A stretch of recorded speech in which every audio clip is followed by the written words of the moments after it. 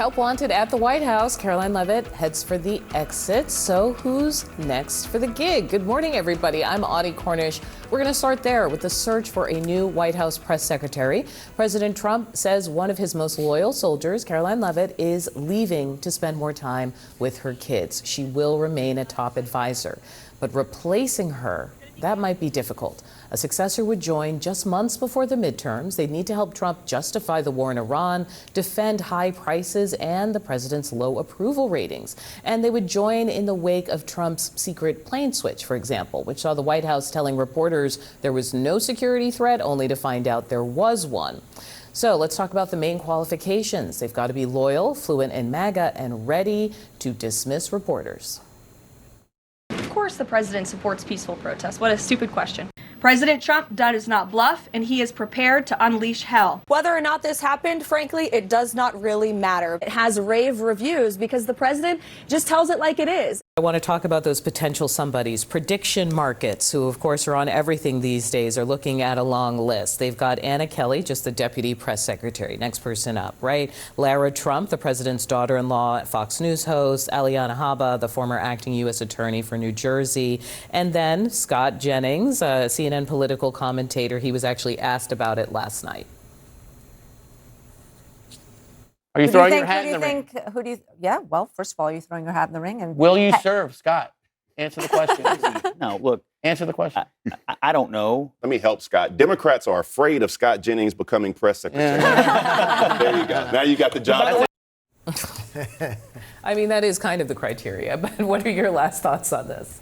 I think it would be tough for somebody like Scott to exit the role that he's playing now, where he can be an outside analyst. That's a really great position for him to be in. Not reputational harm, which I thought was exactly. a great I think for some of the former Trump officials and allies, this actually is a great opportunity. Of course, you're walking into the fire's den, but most press secretaries and communications directors are in this role for a year or two. So the way I look at it for them is, if you can survive that year or two, the opportunities on the other side are enormous.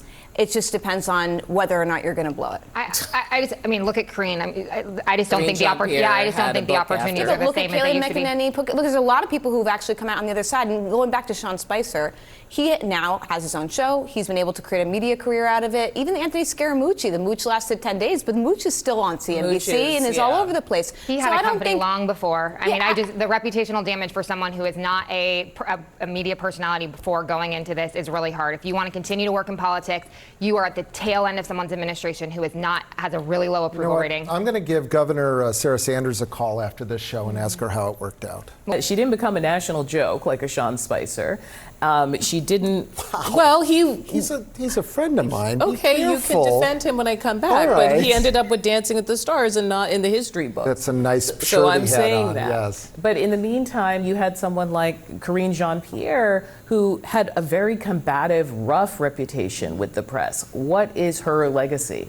Incredibly responsive. If you reach out to Caroline Leavitt or anyone in the Trump press team, you got a response and you got it quickly. So that matters.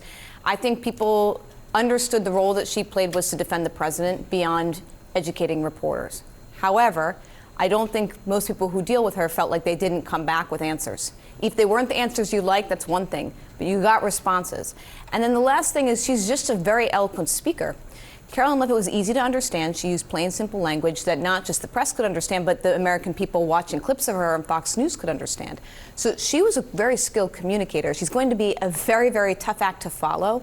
I'm curious to see if Donald Trump is eager to put somebody in who the press can get along with, or somebody who's just going to defend his message till death, because I think the press getting along with your press secretary and respecting them, it actually does wonders. I think Caroline Leavitt's a good example of that. I also want to give an example of some of the moments she had with reporters, because as you said, she was like, yes, she would get back to you, but in the room, she gave as good as she got. So here's an example of what she was like on the job.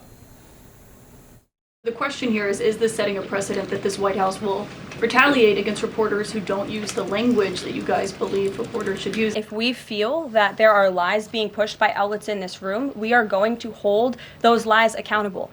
Why wouldn't Trump just take the call from Putin while the other leaders were in the room? He said it would be disrespectful to do that. But why is it disrespectful? With all due respect, only a reporter from the New York Times would ask a question like that. What did the president mean when he called reporter piggy? Look, the president is very frank and honest with everyone in this room. Okay, my communications people, who should be next? What qualities do they need to have?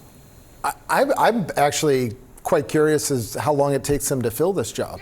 I mean, Can they afford to wait with midterms coming? Absolutely. The president is his best press secretary. He'll tell you that, and I think that's kind of the world that we lived in.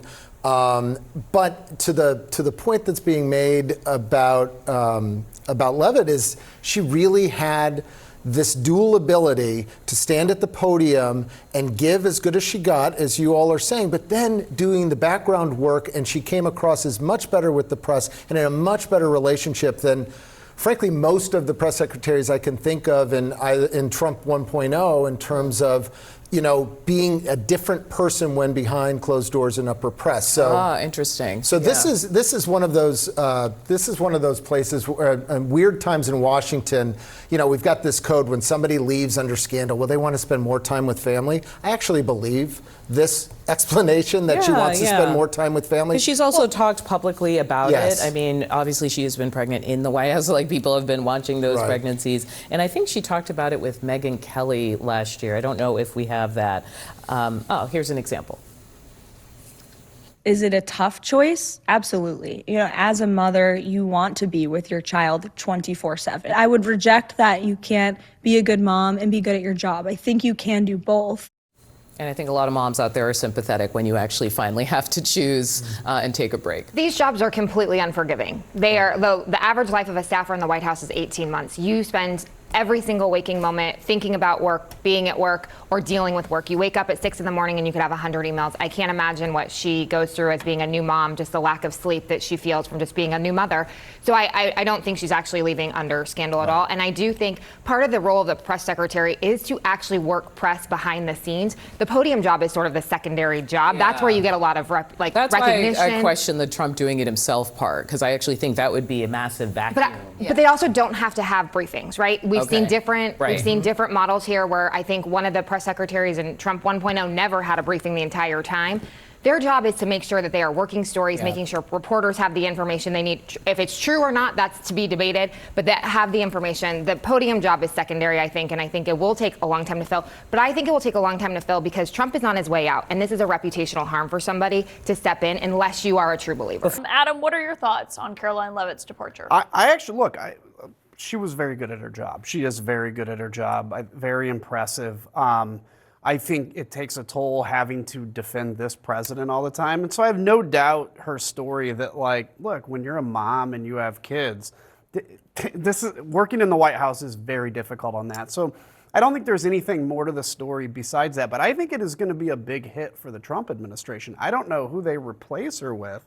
That is going to be as good as she was at it. She had the ability to, in even a couple of your clips, you're saying obvious truth.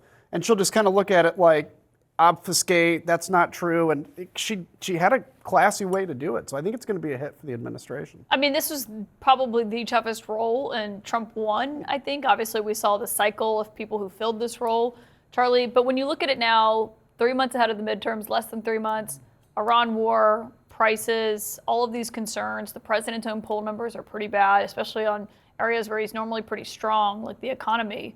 What do you make of this? Well, I think this job is going to get a lot harder. I've always just joking earlier. It's like being the designated spear catcher. You're going to get a lot thrown at you, and it's just going to get harder because if the House flips, the types of inquiries are going to be much more sharp and piercing.